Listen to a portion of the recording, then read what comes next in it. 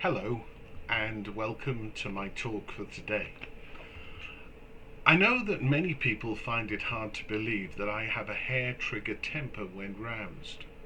Others have no difficulty in accepting this because they've been on the end of it or seen it in action. Today, thus far, has been what I call a scrappy day.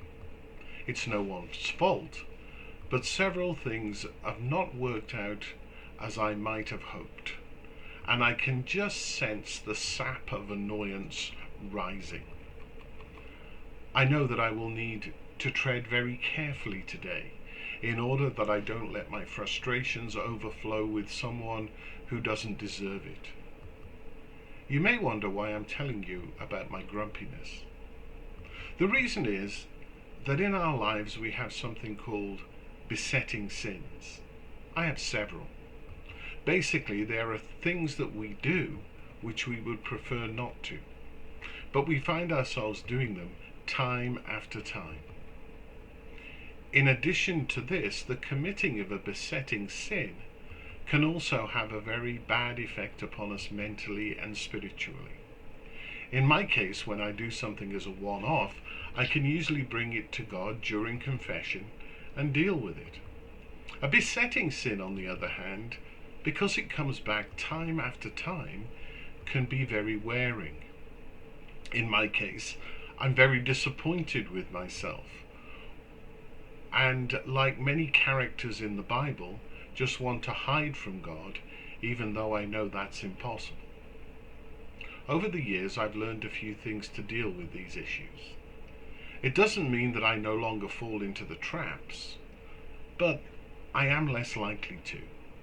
The first thing is to be aware of what the matter is and acknowledge that there's a continuing problem. Even if it's been subdued for some time, still know that it's there. I went years without losing my temper, and then bang! It knocked me out of alignment for weeks. It's important to acknowledge the sin before God, not with the intention of Him to remove it right away, though that might happen, but to show that we're not trying to hide it away. God knows anyway, and admission is for our benefit. I also ask God to help me deal with the issue.